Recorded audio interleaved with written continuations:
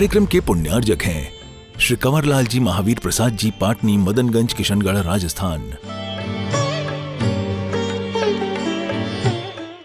काराय नमो नमः। अरहमित्यक्षरं ब्रह्म वाचकं परमेष्ठिनः सिद्धचक्रस्य सद्बीजं सर्वतः प्रणमाम्यहम्। अनंतानंत सिद्ध परमेष्ठि भगवान की, देवादिदेव आदिम तीर्थंकर श्री ऋषभनाथ भगवान की जय। देवादिदेव श्री अर्शनाथ भगवान, वर्तमान शासन नायक श्री वर्धमान महावीर भगवान की जय। परम पूज्य आचार्य गुरुवर श्री विद्यासागर जी महाराज की जय। आचार्य श्री समय सागर जी महाराज की जय हो। जय बोलिए अरहम ध्यान योग प्रणेता मुनि श्री 108 प्रणम्य सागर जी महाराज की, मुनि संघ की। मोह महात्म दलन दिन तप लक्ष्मी भरतार, ते पारस परमेश मुझ हो सुमति दातार। वामानंदन कल्पतरुगार, मुनि जन जाकी आस करी, जाचे शिव फल सार, मंगल भवारी, पारसनाथ जगत हितकारी, सुख संपत सब ही घर आवे, जो भविजन पारस गुण गावे। भगवान पार्श्वनाथ की यह कथा 16 कारण भावनाओं के साथ आनंद मुनि महाराज भा रहे हैं। उन्हीं भावनाओं में आज ये 15वीं भावना है।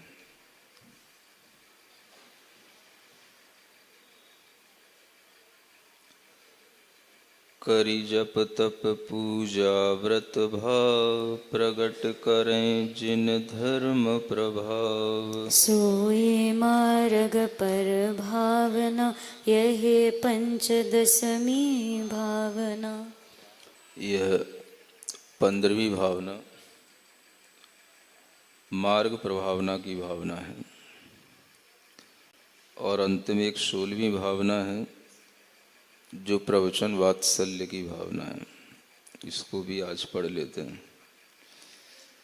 4 प्रकार संग सो प्रीत, राखें गाय वत्स की रीति, यही 16 में सब सुखदाय, प्रवचन वात्सल्य विधाय। ये 2 भावनाएं, मार्ग प्रभावना और प्रवचन वात्सल्य की भावना, ये भावनाएं भी तीर्थंकर प्रकृति के बंध का कारण है। मार्ग प्रभावना एक भावना दी है जिसका मतलब है मार्ग की प्रभावना करना। मार्ग क्या होता है? रास्ता होता है। कौन से मार्ग की प्रभावना करना, कौन से रास्ते की प्रभावना करना, तो आप सभी समझदार हैं। जो दुनिया के रास्ते हैं, उन रास्तों को भी पार करते हुए ऐसे रास्ते पर चलना जो दुनिया से हमें पार लगाए, उस रास्ते को पकड़ना, ये भी एक रास्ता है। जैसे एक स्थान से दूसरे स्थान तक पहुंचने के लिए रास्तों की जरूरत होती है, उसी तरह से इस दुनिया से तिरने के लिए इस संसार की गतियों से पार लगने के लिए भी एक रास्ते की जरूरत होती है। उस रास्ते को, मार्ग को चलने देना, उस मार्ग पर लोग चलते रहें, कभी किसी को रोकना नहीं, ऐसी भी कोई बातें नहीं करना, ऐसे भी कोई कार्य नहीं करना जिससे कि मार्ग व्यवधान को प्राप्त हो जाए। रास्ता बना रहे। रास्ता तभी अच्छा लगता है जब रास्ते पर चलने वाले लोग होते हैं। मार्ग की शोभा मार्गी से है, राह की शोभा राही से है। तो जिस तरह से आपके सारे मार्ग भरे हुए रहते हैं, चलते हुए अच्छे लगते हैं, इसी तरह से ये भी एक मार्ग है, एक रास्ता है। चार गतियों के जन्म मरण से ऊपर उठने का एक रास्ता बताया गया। इस मार्ग पर चलना, चलते हुए सहज है। कभी कभार जब लोग चलते हैं तो कभी स्पीड में भी होते हैं, कभी धीमे भी होते हैं। जो ज़्यादा स्पीड में होते हैं कभी कभी कहीं ठोकर भी खा सकते हैं, आगे भी निकल सकते हैं। मार्ग है तो सब कुछ होगा। मार्ग पे लोगों का भी होना होता है, लोगों का आपस में टकराना भी होता है, और कोई किसी से आगे निकलना चाहता है, कोई किसी से आगे निकलना चाहता है, ये भी सब होता होगा। अब अपन वास्तविक बात करें ना, अगर राह है और उस पर राहगीर चल रहा है तो आगे निकलने की भावना तो सबको ही होती है। और ख़ास तौर से आज का जो यंग ब्लड है वो फिर अपनी स्पीड से चलता ही है, दूसरों से आगे निकलने की इच्छा सब में ही होती है। और कभी कभी इसी कारण से एक्सीडेंट भी हो जाते हैं। एक्सीडेंट किस कारण से हो जाते हैं? इसी कारण से हो जाते हैं। तो कभी एक्सीडेंट भी हो सकते हैं, तो भी एक्सीडेंट हो गए तो वो जिसका एक्सीडेंट हो गया वो है ना, थोड़ी देर के लिए बातचीत होती है, भाई एक्सीडेंट हो गया, ये हो गया, वो हो गया, रास्ते से हटा दिया जाता है उसको। कोई ऐसा तो है ही नहीं है कि उसको रास्ते पर लेकर के लोग बैठे रहते हैं और मातम मनाते रहते हो। तो ऐसे ही अगर कोई मार्ग है, रास्ता है, तो उस पर भी कभी एक्सीडेंट हो जाते हैं। और उन एक्सीडेंट को हम दरकिनार करते हुए अपने रास्ते को फिर से सही बना लेते हैं। अगर कभी रास्ते पर कोई दाग धब्बे, किसी का कोई ब्लड ब्लड लगा रह जाता है, कुछ होता है, वो सब अपने आप साफ हो जाता है, नहीं हो जाता? इसी तरीके से ये भी एक मार्ग है। कौन सा मार्ग है? इसको क्या बोलते हैं? मोक्ष मार्ग। क्या बोलते हैं? हाँ, मार्ग है तो मार्ग ही होंगे ही। रोड है तो चलने वाले लोग होंगे ही, चलेंगे तो किसी का एक्सीडेंट भी हो सकता है। तो वो चीज़ें ज़्यादा ध्यान नहीं रखी जाती। कितने भी केस हो जाते हैं, चलते रहते हैं, चलने वाले चलते रहते हैं, और उन केसों को दरकिनार करके हाई कोर्ट तक पहुंचाया जाता है, वो हाई कोर्ट में चलते रहते हैं। ऐसे ही होता है ना। तो बस इसी तरीके से मोक्ष मार्ग पर ध्यान रखना होगा। मार्ग को हमेशा सही बनाए रखना है। गाड़ी टूट गई, एक्सीडेंट हो गया, तो उस रास्ते पे गाड़ी बहुत दिनों तक पड़ी नहीं रहेगी, उसे दरकिनार किया जाता है, अलग हटाया जाता है। मार्ग कैसा चाहिए? रास्ता बिल्कुल फ्री चाहिए। थोड़ी बहुत देर के लिए जाम लग जाए चल जाता है, लेकिन फिर भी रास्ते बदलते नहीं हैं, रास्ते तो वही रहते हैं, चलना उन्हीं रास्तों पर होता है। और उन रास्तों में अगर कोई व्यवधान आता है तो थोड़ी देर के लिए व्यवधान होता है, फिर उसको हटा दिया जाता है और चीज़ें फिर वैसी की वैसी होने लग जाती हैं। यही तो तरीका है ना। तो इसी को बनाए रखने का नाम क्या है? मार्ग की प्रभावना। मतलब कि रास्ता रुकना नहीं चाहिए, न किसी का रास्ता रोकना चाहिए। और अगर किसी ने कोई गलती कर दी है, कोई रास्ते पे आ गया है, कोई एक्सीडेंट हो गया है, तो उसको भी रास्ते से हटा करके रास्ता तो चलते देना चाहिए। इसका नाम क्या है? मार्ग प्रभावना। कभी ऐसा ना हो कि लोग रास्ते पर चलने से ही डर जाएं कि भाई इस रास्ते पर मत जाना, बहुत खतरनाक रास्ता है, बहुत लुटेरे रहते हैं, बहुत लोग यहाँ पर एक्सीडेंट करते हैं। ऐसा होते हुए भी वह रास्ता अगर रुक जाएगा तो यही मार्ग की अप्रभावना हो जाएगी। समझ रहे हैं ना? तो मार्ग की प्रभावना का मतलब क्या है? आपको भी ये भावना करनी है कि अगर मार्ग पर कभी कोई खबर मिलती है, मान लो किसी का एक्सीडेंट हो गया, एक्सीडेंट से मतलब समझते हो? हाँ? तुम्हारे रास्तों के एक्सीडेंट अलग हैं और मोक्ष मार्ग के एक्सीडेंट क्या होंगे? हाँ? किसी से मान लो कोई व्रत नहीं पला, किसी ने व्रत को छोड़ दिया, किसी ने कुछ व्रतों के साथ भी अव्रतों का काम कर दिया, तो ये क्या है? ये मार्ग का एक्सीडेंट है। अब क्या करोगे? उसी को ध्यान में रखोगे कि भाई यहाँ तो लोग ऐसे ही करते रहते हैं, ये तो सब ऐसा ही चलता रहता है, और उसी को ध्यान में रख करके ही बस लोगों का मार्ग रोकते रहोगे कि अब तुम कभी ऐसा मत करना, इस मार्ग पर नहीं जाना, इस रास्ते पर नहीं जाना। है? बोलो तो, करते तो ऐसे ही हो। दुनिया के रास्तों पर कितने एक्सीडेंट हो जाते हैं, बड़े बड़े एक्सीडेंट हो जाते हैं, बड़ी बड़ी गाड़ियां टकरा जाती हैं, 20 50 लोग भी एक साथ मर जाते हैं, तब भी लोग उसकी चिंता नहीं करते हैं। 2 दिन बाद सब रास्ता रमा हो जाता है। हा?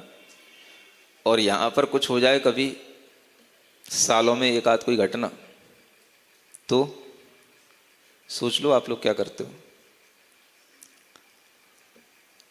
हाँ, विचार करो। अभी तो सिर हिला रहे हो कि हम ऐसा कुछ नहीं करते हैं, और जब आपके घर का कोई सदस्य है ना इस मार्ग पर बढ़ता है तो आप क्या कहते हो उससे? देखो बेटा, उनने ऐसा कर दिया था, उनने ऐसा कर दिया, यही होता रहता है, ऐसा कुछ नहीं है इस मार्ग पर, ऐसा कोई सुख नहीं है, इस पर लोग चलने वाले सही नहीं है। ऐसा समझा करके ही तो बेटे को समझाओगे। बोलो तो कौन सी मार्ग प्रभावना की भावना करते हो आप कि मार्ग अप्रभावना की भावना करते हो? मार्ग की प्रभावना करने वाला जो श्रावक होगा वह कभी ऐसी बातों को कितनी देर याद रखेगा? लोग इस मार्ग पर वर्षों पहले भी कोई घटना हुई हो तो आज भी बिल्कुल ऐसी ध्यान में रखते हैं कि अगर कोई आसपास कहीं कुछ ऐसा हो रहा हो तो तुरंत उसका एग्जाम्पल लेकर के सामने रख देंगे। वर्षों पहले की घटना है। और इधर क्या होता है? तुम्हारे रास्तों पर रोजाना घटनाएं घटती हैं, तब भी कहीं कोई आना जाना कम नहीं करता, कोई रुकता नहीं है। तो मोक्ष मार्ग पर आपकी ये जो धारणा है इसे संभालना होगा। मोक्ष मार्ग में अगर कभी आपको इस तरह का विचार आता है, किसी की कोई कमियों को देखकर, किसी की कुछ ऐसी बातों को सुनकर, तो आपके अंदर क्या भावना होनी चाहिए? मार्ग की प्रभावना की जिसमें भावना होगी वह व्यक्ति मार्ग को कभी भी अवरुद्ध नहीं करेगा। न किसी को रोकेगा और न किसी को किसी भी तरह से बरगलाएगा, न किसी को और उल्टी शिक्षा देगा, किंतु क्या बताएगा? मार्ग तो बेटा यही है, अगर तुम अच्छे से चल सको, तुम अच्छे से अपनी दृढ़ता से इसका निर्वाह कर सको तो चलना, लेकिन मार्ग तो सच्चा यही है। ऐसा कह पाते हो? मार्ग तो सही ही होता है।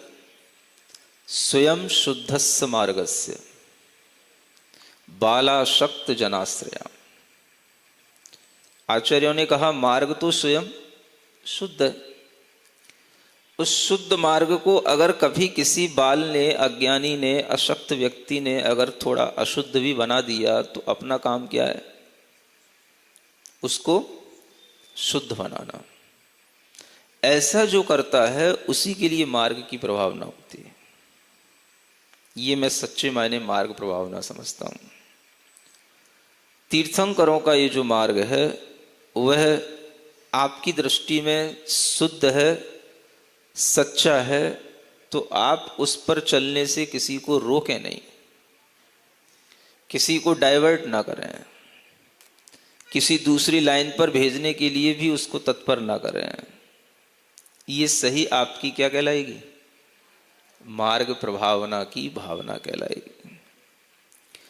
तो मार्ग की प्रभावना बनाए रखने के लिए आपको ध्यान देना है, मार्ग तो शुद्ध है, सारी अशुद्धियां कौन करेगा? या तो श्रावक करेगा या साधु करेगा, दोनों ही करेंगे ना। मार्ग पर चलने वाले तो दोनों ही है ना। श्रावक भी तो मार्ग पे देखता ही है, रहता ही है। तो उस मार्ग की कभी भी अप्रभावना न हो, इस तरह का विचार श्रावक को भी रखना चाहिए और साधु को भी रखना चाहिए। पहले मन में विचार रखना चाहिए मार्ग तो प्योर है, जो कुछ भी हमें कमियां या इम्प्योरिटीज दिखाई देती हैं वो हमारे अपने द्वारा की हुई हैं, मार्ग तो शुद्ध है। अब उस शुद्ध मार्ग को हम किसी भी तरह से अगर अशुद्ध बना देते हैं या कोई भी विचार उसको अशुद्ध बनाता है तो उसको सही करने का जिम्मा किसका? जिम्मेदारी किसकी? सबकी है। जो मार्ग के प्रति समर्पित है उसकी जिम्मेदारी है, जो मार्ग को जानते ही नहीं उनकी क्या जिम्मेदारी? तो बात किससे कही जाएगी? जो मार्ग को मानते हैं, जो मार्ग को जानते हैं, जो रास्ते का विश्वास करते हैं, चलना भी चाहते हैं, उनसे कहा जाएगा।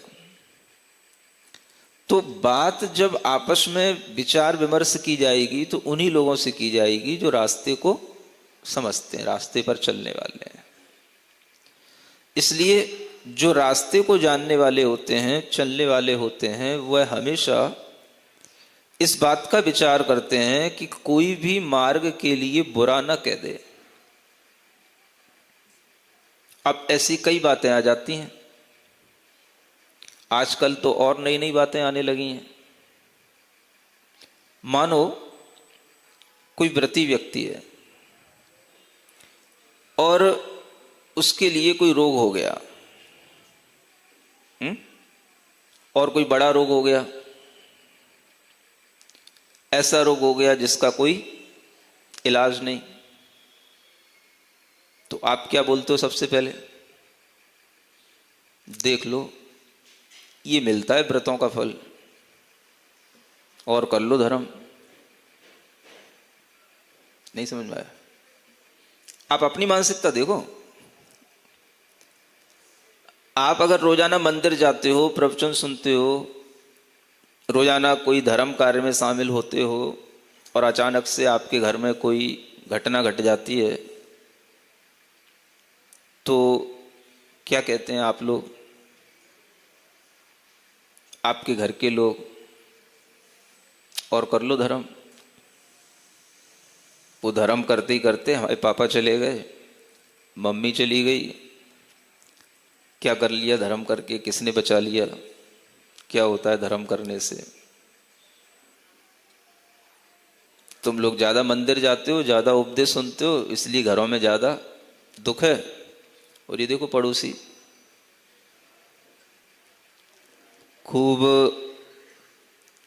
उल्टा सीधा कमाते हैं, खूब मज़े में रहते हैं, कोई धर्म नहीं करते हैं, फिर भी मज़े में। सुनते हो कि नहीं? तो मानसिकता क्या कहती है आपकी? फिर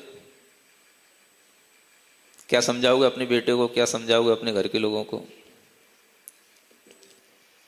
और तुरंत आपके मन में इस तरह का विचार आता है तो आप भी एक बार सोच में पड़ जाते हो, बात तो सही कह रहा है, तो इसको क्या उत्तर दें?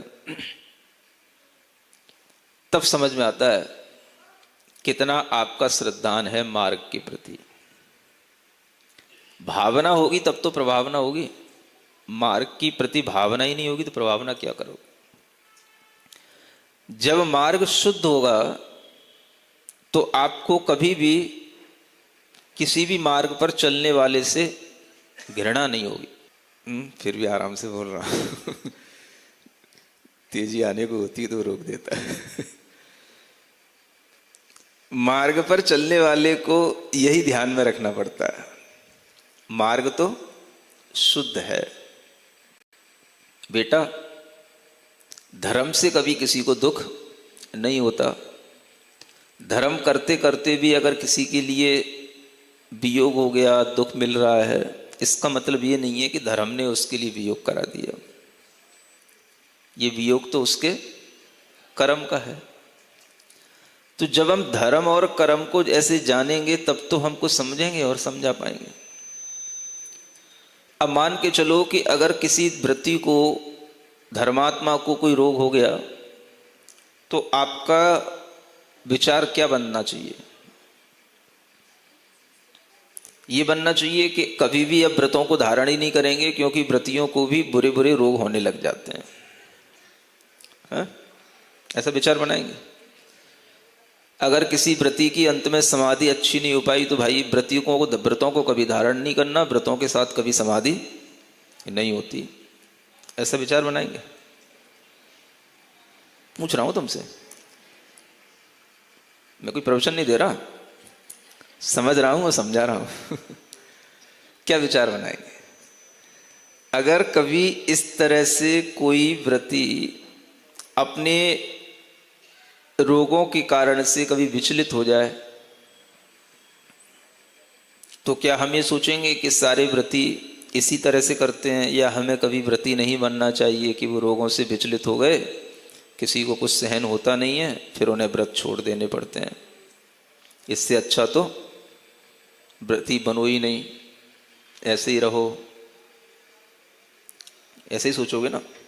देखो सोचते तो ऐसे ही हो, भले कितनी मुंडी कैसे हिलाते रहो।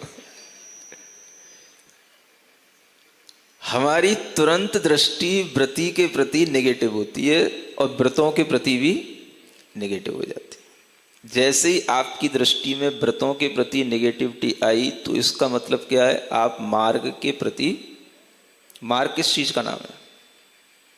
यही तो मार्ग है। अड़ु व्रतों के साथ, महाव्रतों के साथ जो लोग आगे बढ़ रहे हैं वही तो व्रती हैं, वही तो मार्गी हैं। तो अगर आपको इस तरह का कभी विचार आता है तो उस विचार को तुरंत रोकने का नाम ही क्या है? मार्ग प्रभावना। आप कभी विचार करो किस कारण से ये ऐसा होता है।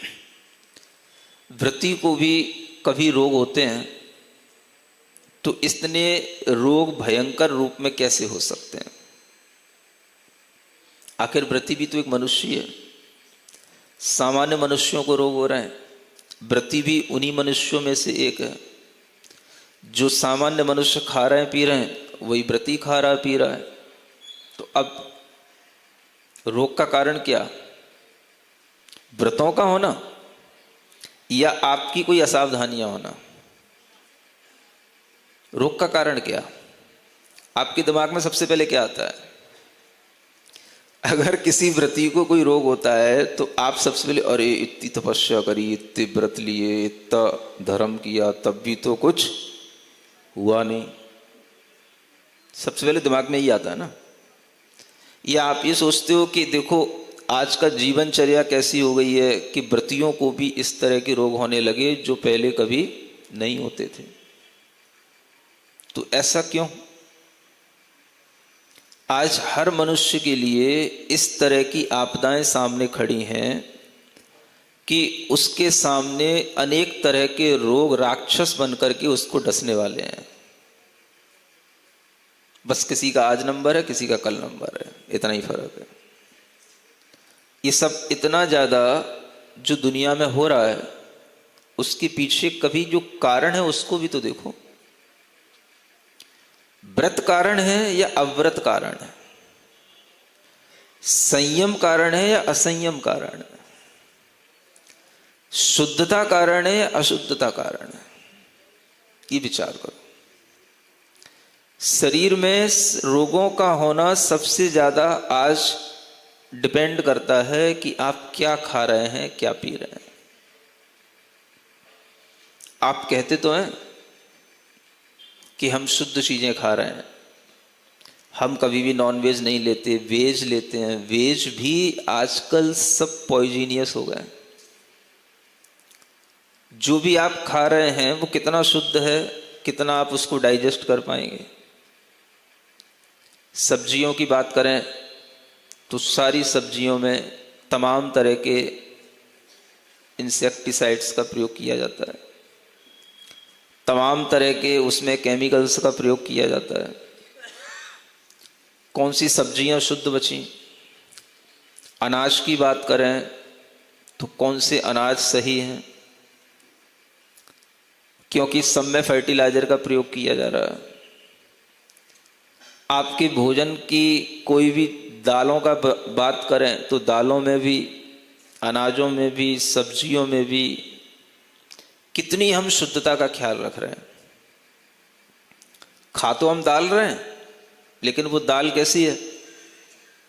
उस पर पॉलिश हुई दाल आ रही है, सबको चमक चाहिए, दिखने में अच्छा लगना चाहिए। काली दाल तो कोई खाना ही नहीं चाहता कि काले ना पड़ जाएं। जबकि भोजन में कुछ ऐसी काली चीजें होती हैं जो बहुत ज्यादा फायदेमंद होती हैं।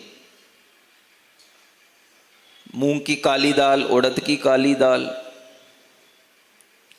काला गुड़, काली किशमिश, काली मिर्च, सबसे ज्यादा फायदे की चीजें हैं।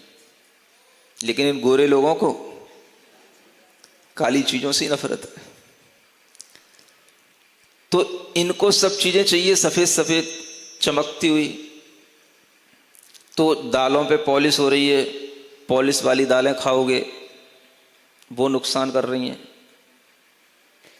वो पॉलिश जिन चीजों की होती है उसमें बॉर्न पाउडर मिक्स होता है। बॉर्न जानते हो क्या?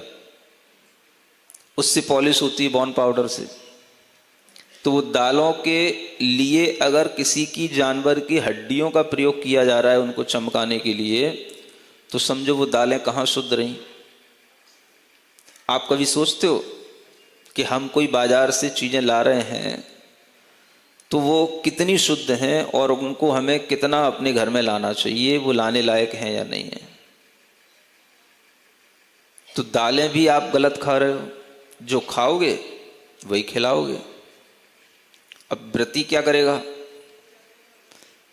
व्रती अब आपसे ये पूछेगा कि दाल कहां से लाए हो? उसका तो मौन होता है चौके में।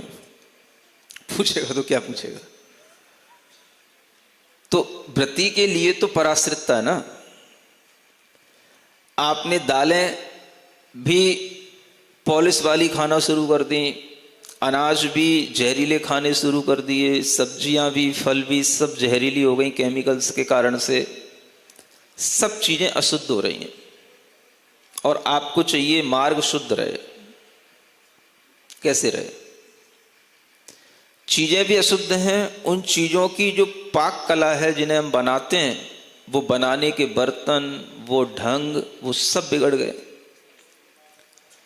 आज सबके लिए कोई भी दाल सब्जियां बनाना है, चावल बनाने हैं, सबको प्रेशर कुकर चाहिए।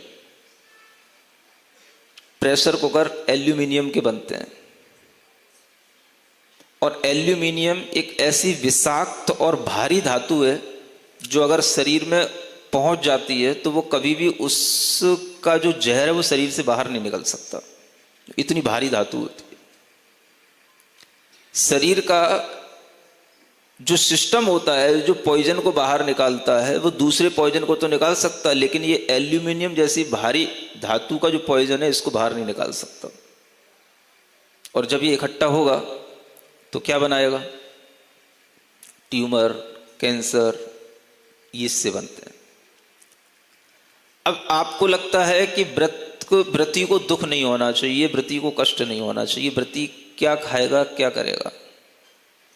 जो आप खाओगे वही आप व्रती को खिलाओगे।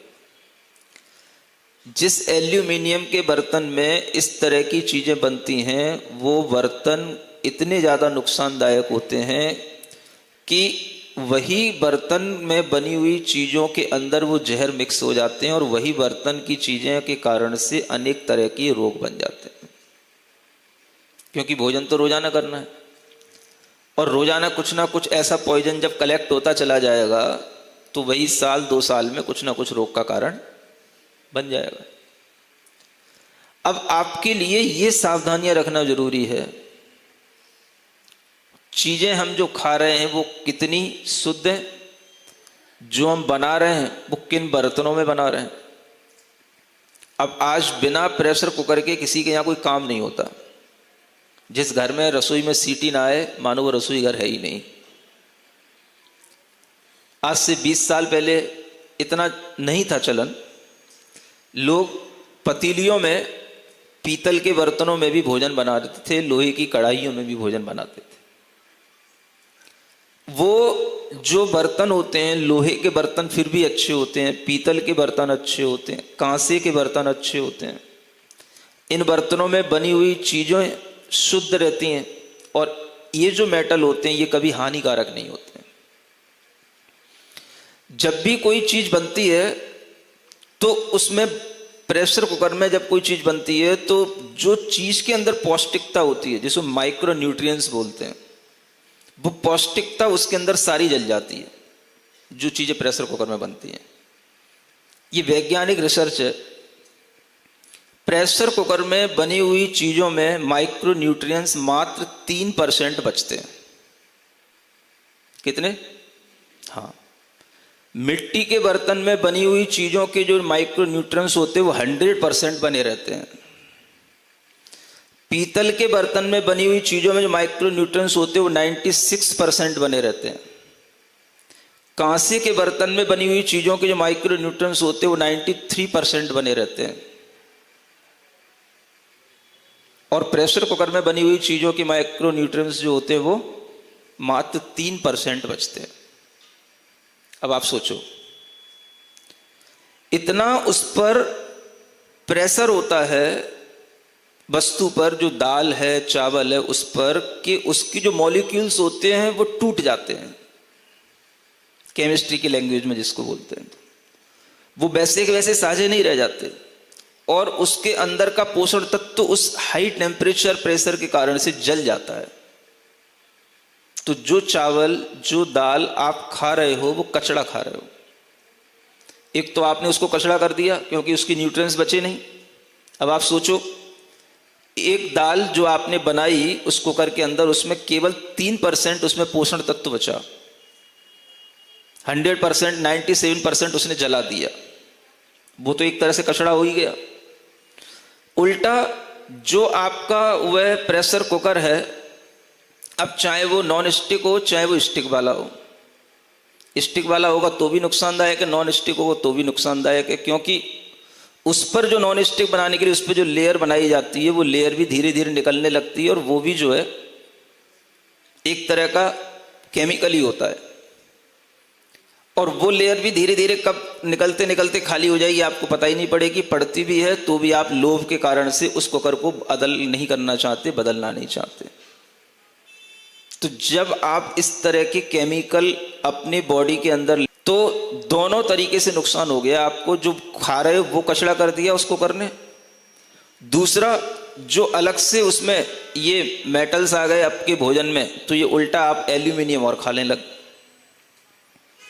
अगर वो कहीं स्टेनलेस स्टील का बना हुआ है तो उसमें भी अनेक तरह के निकल होते हैं और भी तरह की उसमें हाई मतलब इंटेंसिटी वाले केमिकल होते हैं, वो सब भी आपके अंदर पहुंचेंगे तो आपके शरीर के अंदर अनेक तरह के रोग बनते हैं इस वेज भोजन को करने से भी। खा क्या रहे हो आप?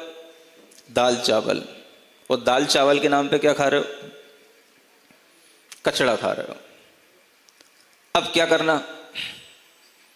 सबको जल्दी पड़ी रहती है, भाई दाल जल्दी बननी चाहिए, चावल जल्दी बनने चाहिए, क्योंकि बच्चे को जल्दी स्कूल जाना है, घर में घर वाले को जल्दी से बाहर अपने काम से जाना है, जल्दी बनाओ जल्दी बनाओ। पहले के लोग क्या करते थे?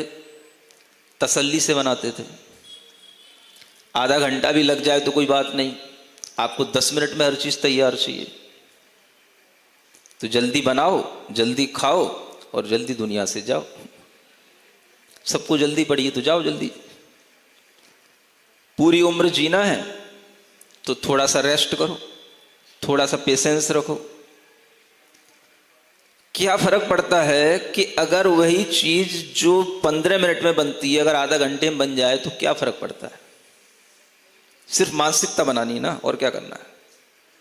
15 मिनट पहले भी वो काम किया जा सकता है। आज भी उन लोहे के बर्तनों का, पीतल के बर्तनों का, कांसे के बर्तनों का उपयोग किया जा सकता है। चांदी के भी बर्तनों का उपयोग किया जा सकता है, केवल खाने के लिए नहीं, बनाने के लिए भी। ज्यादा बड़े आदमी हो और बड़ी बड़ी चीजों को सोने का बर्तन बना लो। सोना चांदी मंदिर में लगा रहे हैं और घर में जहर खा रहे हैं। मंदिर की वेदी चांदी की, भगवान तुम्हारी रक्षा कर लेगा क्या? अगर तुम घर में एल्यूमिनियम के कुकर में खाओगे और मंदिर की वेदी चांदी की भी बना दोगे तो क्या हो जाएगा? सोचो ये पहले कि हमारे जीवन में अगर व्रतों का सद्भाव आएगा तो अपनी निरोग जिंदगी से आएगा, और जिंदगी में अगर निरोगता होगी तो इन कारणों से होगी। पहले हम ये समझने की कोशिश करें हम क्या खा रहे हैं, किस में बना करके खा रहे हैं। अगर आपने इन सब चीजों को अशुद्ध कर दिया तो ये ही चीजें मार्ग को अशुद्ध बनाने वाली हो गई। जब लोग ये देखेंगे कि मार्ग पर चलने वाले लोगों को भी भयंकर बीमारियां होती हैं तो लोग मार्ग से डरने लग जाएंगे। आप चंद लोगों के दिमाग से मार्ग नहीं चलेगा। जो फालतू के लोग होते हैं, फिजूल की बातें करने वाले लोग होते हैं, वो ज्यादा होते हैं, और जो मार्ग की भावना समझने वाले लोग होते हैं वो तो बहुत कम होते हैं। आप यहां बैठे हो, आप सब भी इतने समझदार नहीं हो, उनमें से भी 2-4 निकलेंगे जो इस तरह के केसेस को देख करके भी अपना मुंह बंद रख सकें या सही सोच बना सकें। नहीं तो आप लोगों का तो मुंह का कहना ही क्या और दिमाग का कहना ही क्या। क्या सोच जाओ कोई फर्क नहीं पड़ता किसी को, और क्या बोल जाओ उससे भी आपको कोई फर्क नहीं पड़ता। ये अगर आपकी टेंडेंसी रहती है तो आप कभी भी मार्ग की प्रभावना नहीं कर सकते। यही मार्ग की प्रभावना वत्सल भाव के साथ होती है। अब अगर आपके अंदर ये वात्सल्य भाव हो चारों प्रकार के संघ के प्रति, मुनि, आर्यिका, श्रावक, श्राविका, ये 4 प्रकार का संघ है, इनके प्रति अगर आपके अंदर प्रेम भाव हो, वात्सल्य भाव हो, तो आप ये विचार करेंगे कि हम कुछ ना कुछ ऐसा जरूर करें जिससे कि इनके लिए कभी कोई असमय में ऐसे रोगों का सामना न करना पड़े। आप हर तरह से समर्थ हैं। आज अनेक समझदार लोग अपने कई तरह के फार्म हाउसों पर अपने अपने लिए, अपने परिवार के लिए अनाज शुद्ध उगा रहे हैं। आज भी ये जैविक खेती गोबर के खादों के माध्यम से हो रही है। आज भी लोग छोटी छोटी जगहों को लेकर के उसका प्लांटेशन कर रहे हैं, उनमें तरह तरह की सब्जियां लगाते हैं, तरह तरह के उसमें फलों के भी उत्पादन करते हैं। भाई ऐसा करना जरूरी हो गया है आज। एक गाड़ी घर में कम हो तो चल जाएगा? चल जाएगा? नहीं महाराज, गाड़ी कम नहीं होनी चाहिए। भले ही हम खा लें अशुद्ध, हमारे पास में गाड़ी चलाने के लिए तो बराबर सब कुछ होना चाहिए इनकम, लेकिन अगर हम उसी इनकम को अगर थोड़ा सा इधर डाइवर्ट करें कि हम अच्छे अनाजों की उत्पत्ति करें, अच्छी सब्जियों की उत्पत्ति करें, अच्छे फलों की उत्पत्ति करें, उन्हीं का सेवन करें और उन्हीं को हम व्रतियों तक पहुंचाएं, तो ये कितना बड़ा प्रभु वात्सल्य, इससे बढ़कर के और क्या होगा बताओ? केवल बातों से वत्सलता आ जाती है, और ऐसा करने में कौन समर्थ नहीं है? अंतर दिखाई देगा, वो हल्की सी भूरी होगी, पीली होगी। आपको देखना है कि खाना है, अच्छी चीज खाना है कि चमकदार हुई चीज खाना है, जो हितकारक हो वो खाना है, या केवल आपको वर्क लगी हो उस पर बस चमक ही चमक खाना है? तो अब आप अपनी मेंटेलिटी देखो। आपको हर चीज चमकदार चाहिए, शक्कर के दाने चमकते हुए होने चाहिए, दाल के दाने चमकते हुए होने चाहिए, और ये सारी चमक कहां से आ रही है? ये सब केमिकलों से आ रही है, नॉन वेज तरीकों से बनाए गए जो पाउडर आदि होते हैं उनके थ्रू आ रही है। तो आपको पहले अपना विचार शुद्ध बनाना पड़ेगा, तब तो मार्ग शुद्ध बनेगा। आप तो सीधा सीधा एक तरीके से अपोज करने लग जाते हो मार्ग पर चलने वालों का, भाई इनके लिए ऐसा क्यों हो गया? तो क्यों क्या हो गया? आज शाकाहारी लोगों को भी कैंसर हो रहे हैं, व्रतियों को भी कैंसर हो रहे हैं, तरह तरह की और भी डायबिटीज आदि दिक्कतें हो रही हैं। क्या कारण है? सबसे बड़ा कारण यह है, पेट खराब हो रहे हैं, डाइजेशन अच्छा नहीं हो रहा। क्या कारण है? जो पाचन योग्य है वो मिलता नहीं, और जो है वो सब शुद्ध नहीं। शुद्ध है तो ढंग से पका नहीं, कच्चा कच्चा है, और ऐसे बर्तनों में पका हुआ है जो बर्तनों के द्वारा भी नुकसान पहुंच रहा है। तो सारी ये जो चर्या डिस्टर्ब हो रही है आज व्रतियों की, इसका मुख्य कारण आपकी ये असावधानियां हैं। ये सभी श्रावकों के लिए है और सभी व्रतियों के हित के लिए है। तो आज श्रावक को सबसे पहली समझदारी का काम ये करना चाहिए कि चाहे घर में एक गाड़ी कम रहे, लेकिन मुझे एक जो है ऐसा स्थान बनाना है जहां पर शुद्ध सब्जियां बनती हों, शुद्ध फल हम लगा सकें, या जहां पर शुद्ध बनते हैं वहां से ला सकें। आप खोजो, सब मिलता है। जैविक खेती के माध्यम से बनी हुई चीजें भी बाजार में मिलती हैं, थोड़ी सी महंगी मिलेंगी। अब ये महंगी अगर 20 की चीज 30 में मिल जाए तो इसमें दिक्कत है, या जब ये आपको कैंसर हो जाए और ट्यूमर हो जाए फिर अब डॉक्टरों को लाख लाख रुपए देते फिरो और उसको पूरा शरीर ऑपरेट कराते फिरो, कीमो कराते फिरो, वो बड़ी दिक्कत है। बोलो, इधर तो आपको मोल भाव दिखता है, भाई एल्यूमिनियम का कुकर सस्ता आता है, और कोई दूसरा अगर थोड़ा एसएस का भी कुकर होगा तो वो थोड़ा सा महंगा आता है। इधर आपको महंगा दिख रहा है, ये नहीं देख रहे हो कि नुकसानदेह क्या है, जीवन महंगा है कि कुकर महंगा है, खाने वाली चीजें महंगी हैं या हमारी जिंदगी महंगी है। ये विचार जब तक श्रावकों के अंदर नहीं आएगा तब तक मार्ग की प्रभावना नहीं हो सकती, प्रवचन की वत्सलता का भाव नहीं आ सकता। सुन रहे हो? इसलिए दोनों भावना में साथ ले रहा था। प्रवचन वत्सलता मतलब आपके अंदर ये भाव आए कि कोई भी व्रतियों के लिए जो हम सामग्री दे रहे हैं वो अशुद्ध ना हो, जहरीली ना हो। इस तरह का अगर आप आत्मीय भाव व्रतियों के प्रति रखोगे तब प्रवचन वात्सलता का ये भाव ही आपको तीर्थंकर प्रकृति जैसे पुण्यबंध कराएगा।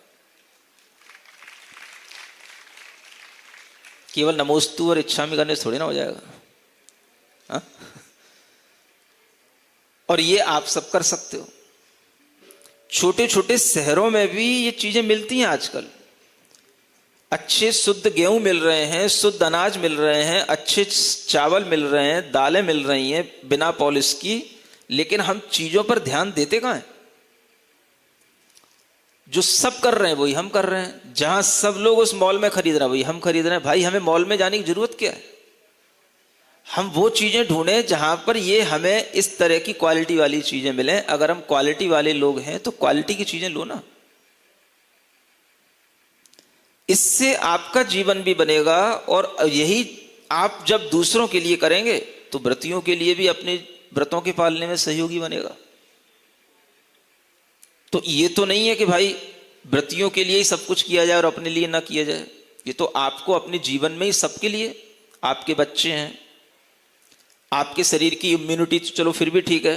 अब बच्चों की इम्यूनिटी अगर कम है और आने वाली पीढ़ी में इम्यूनिटी कमी हो रही है तो क्या करोगे?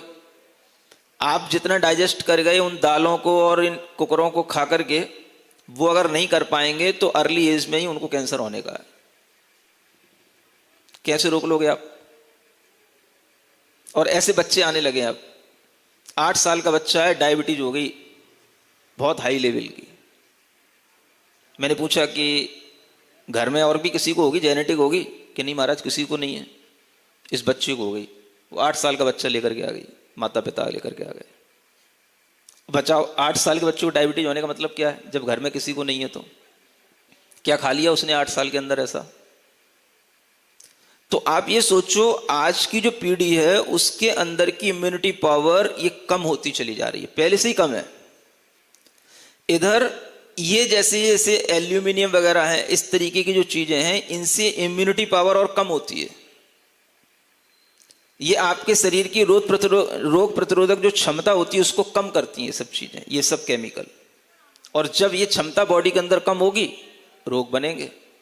तो आज आपको मार्ग की प्रभावना करने के लिए प्रवचन वत्सलता के भाव से इस बात पर ध्यान देना जरूरी है कि हम खाने पीने की चीजों को शुद्ध ढंग से उपलब्ध अपने लिए भी करें और व्रतियों के लिए भी करें। समझ रहे हो?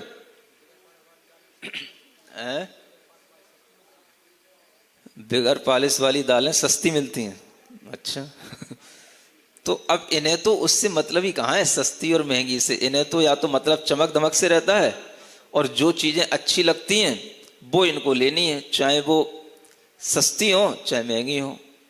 तो इन्हें तो ये विवेक होना चाहिए कि हमारे लिए हम कहाँ सस्ता और महंगा देखना चाहिए। हमें जहां हमें बार्गेनिंग करनी चाहिए वो चीजें हमारी जीवन के लिए तो घाटा पहुंचाने वाली ना हो। तो हम उन चीजों पर जब ध्यान देंगे तभी आपके लिए अच्छे से धर्म पालने का, व्रत पालने का भाव आएगा। सुन रहे हो? हाँ, तो ये बहुत ज्यादा जरूरी चीजें हैं। लोग अभी तक अवेयर नहीं हो रहे हैं और दुनिया से जो आ रहा है उसको बस ले रहे हैं, और सारी दुनिया की जो कमियां हैं वो सब भारत में आती हैं। और जहां इसका दुनिया में कहीं खपत नहीं होती वो खपत भारत में होती है। भारत के अंदर जिंदगी आदमी की इतनी सस्ती हो गई है जितनी दुनिया में कहीं नहीं है। कहीं पर भी जाओगे आपके लिए ऐसी अमेरिका जैसी सिटियों में अगर कोई कंप्लेंट कर देता है, किसी भी तरह की जानलेवा कोई भी चीजें होती हैं उन पर तुरंत बैन लग जाता है। वो चीजें ना आपको होटलों में मिलेंगी ना किन्हीं और स्टोरों में मिलेंगी। और यहां भारत के अंदर कहीं कोई कंट्रोलिंग नहीं है। यहां तक कि उन पैकेटों पर भी कोई वार्निंग नहीं रहती। इतनी सस्ती जान है भारत में सबकी। और सब लोगों को बस विदेशों से संबंध बनाना है। विदेश वाले सारे के सारे जो चीजें उनके देशों में नहीं खपती हैं, बोले कहां खपेंगी? सबसे ज्यादा दुनिया का बेवकूफ आदमी कहां मिलेगा? तो यहीं मिलेगा बस। ये ग्लोबलाइजेशन के जमाने में सारे बिजनेस एक दूसरे की कंट्री के इस तरह से जब एक दूसरे के साथ हो गए तो हमारे लिए इतना नुकसान हो गया कि हम जो शुद्ध चीजें अपने पास में रखते थे उनकी तो हमने कीमत ही करना छोड़ दी। जो दूसरी अशुद्ध चीजें आती हैं वो हमारे घरों में आने लग गई। तो सारे सब्जियां, सारे फल, जितने भी आपकी दालें, अनाज, इन पर आप ध्यान दो। जो भोजन की योग्य चीजें हैं ये शुद्ध कहाँ मिलती हैं? थोड़ा दूर भी मिले वो आपको लेना है, थोड़ा सा महंगी भी मिले तो आपको लेना है। ये विचार अगर आपके अंदर रहेगा तो आपका पूरा घर परिवार अच्छे से चलेगा। अन्यथा महिलाओं में सबसे ज्यादा आजकल कैंसर हो रहे हैं और बच्चों में सबसे ज्यादा कैंसर हो रहा है। कारण क्या? ये खान पीन की गड़बड़ियां सबसे ज्यादा हो रही हैं। ये अपने आप में एक ऐसी चीजें हैं। महिलाओं के कैंसर के कुछ और भी कारण हैं, उनकी चर्चा अपन बाद में करेंगे कभी। लेकिन अभी ये समझने की चीज है कि ये जो हम जहरीले भोजन कर रहे हैं ये सबके लिए हार्मफुल है। ये किसी की बॉडी में भी कभी भी कुछ भी कोई ऐसी डिजीज क्रिएट कर सकते हैं जो आपके लिए जीवन पर्यंत तक पीछा न छोड़े और मृत्यु से ही सामना करा करके छूटे। तो इन चीजों पर ध्यान दे करके हम समझते हैं कि मार्ग प्रभावना को हम ज्यादा अच्छे ढंग से भा सकते हैं। सुन रहे हो? और क्या मार्ग की प्रभावना है? क्या चीज? शिविर क्या है? इसमें क्या का शिविर होता है? इतना बड़ा हम नॉलेज दे रहे हैं खुलेआम सबके लिए। यही नॉलेज आप एक दूसरे तक पहुंचाइए, अवेयरनेस बढ़ाइए, इन्हीं बातों को आप कहिए और इसी को जो है आगे बढ़ाइए। और यही सबसे बड़ा कारण है। हमारी खाने पीने वाली चीजें इतनी ज्यादा जहरीली हो गई, सारे आम आजकल इतनी खपत हो गई कि वो आम बिना कार्बाइड का प्रयोग किए हुए आम नहीं बनते आजकल। कहां फलों पर, वो पेड़ों पर फल निकलते आजकल आम के। सबको समय से पहले चाहिए, समय से पकाना है। वो पकने में अगर वो अपने आप प्रोसेस से पकेंगे तो वो 10 दिन लगेंगे, उन्हें 2 दिन में ही खपत बढ़ाना है। सब केमिकल डालना है उसके अंदर और तुरंत वे पीले हो जाते हैं, बढ़ जाते हैं। सब दिखा रहे हैं आज। लौकी है, शाम को छोटी सी है, इंजेक्शन लगा दो, सुबह बिल्कुल बड़ी दिखाई देगी आपको, पूरी लौकी बन गई। क्या हो गया अब ये भाई? इतनी जल्दी लौकी कैसे बढ़ गई? तो क्या उसमें इंजेक्ट कर दिया? तो जहर इंजेक्ट कर दिया, केमिकल डाल दिया। आज देखो आपको लौकी कहीं साफ दिखाई देती है? बनने के बाद लौकी अगर काली दिखाई देती है तो समझना वो पॉइजन है वो। और हर चौके के अंदर लौकी काली ही दिखाई देती है। लौकी पहले दूधिया कही जाती थी, उसमें दूध निकलता था, दूध जैसी मीठी लगती थी, कच्ची भी खाते तो। आज तो पकने के बाद भी नहीं कुछ खाने को स्वाद आता उसमें। दूधिया बोलते हैं उसको, लौकी को एक अन्यत्र इंदौर की तरफ में, समझ आ रहा है? हाँ, दूधी बोलते हैं, महाराष्ट्र में भी दूधी बोलते हैं। तो दूधी मतलब इतना उसके अंदर पौष्टिक तत्व रहता है, दूध जैसी रहती है, मिठास रहती, इतनी अच्छी लगती देखने में भी और खाने में भी। अब बताओ वो कहां गई लौकी? तो ये विचार आपको करना है कि आज भी अगर कहीं थोड़ी बहुत हम गुणवत्ता बचा करके रखेंगे तो ही ये धर्म आगे चलेगा। आपके लिए व्रतों के पालने का भाव आगे तभी आएगा जब आप शुद्धता पर ध्यान देंगे। जिन घरों में अशुद्धता ही चलती है उन घरों में कभी भी व्रतों के पालन का भाव नहीं आ सकता। जिन्हें कोई मतलब ही नहीं है शुद्धता से कोई। जिन घरों में विचार रहता है शुद्ध भोजन बनना चाहिए, रसोई शुद्ध होना चाहिए, वस्तुएं शुद्ध होना चाहिए, पानी भी शुद्ध होना चाहिए, अगर ये विचार बना रहता है तो उन घरों में कभी भी व्रतों को धारण करने की कोई बात आएगी किसी के लिए तो बहुत ज्यादा विचार नहीं करेगा, थोड़े से विचार में उसका मन बन जाएगा, भाई क्या दिक्कत है, हमारे घर में सब शुद्ध बनता ही है। तो आज जो आपके अंदर व्रतों की भावना कम हो रही है ये इसी कारण से हो रही है। अनाज पानी ये शुद्ध हो तो व्रतों को धारण करने में किसी के लिए कहीं कोई दिक्कत नहीं है। और यही दिक्कत अगर आप दूर कर देते हैं तो इसी से व्रतियों का जीवन सही चलता है। यही दान शुद्ध दान कहलाएगा, वरना ये क्या है?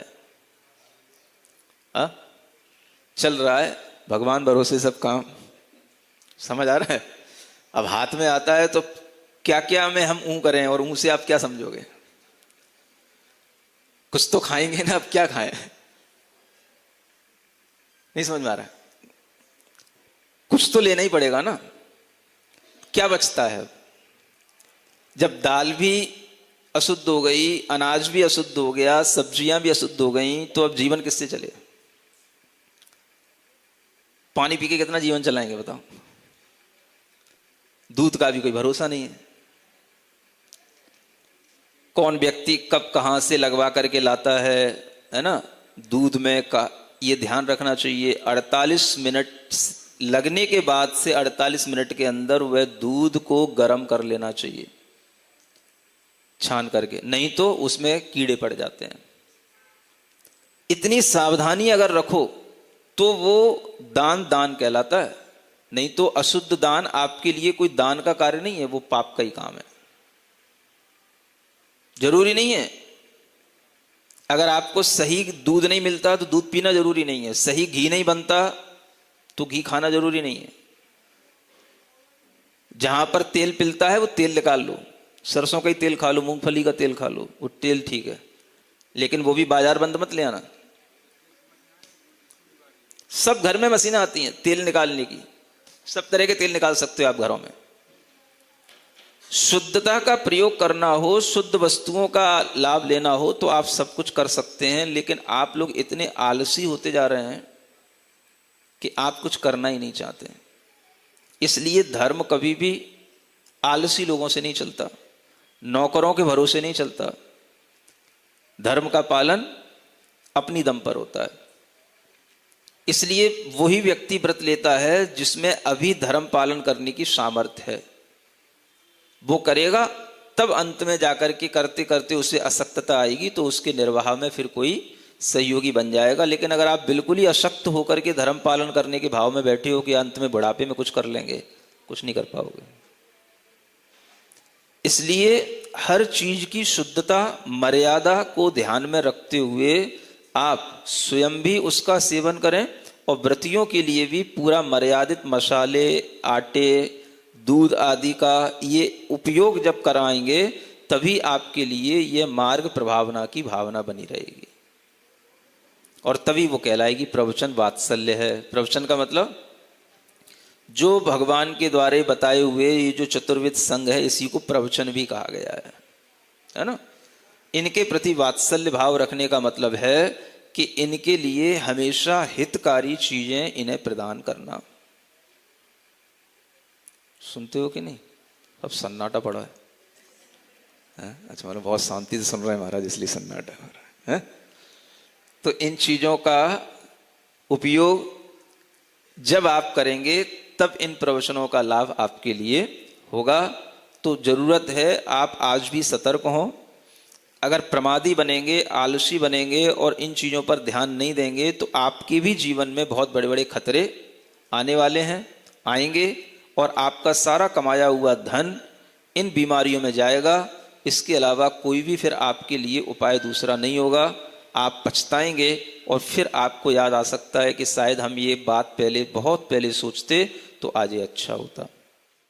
इस कार्यक्रम के पुण्यार्जक थे श्री कंवरलाल जी महावीर प्रसाद जी, पाटनी, मदनगंज, किशनगढ़, राजस्थान।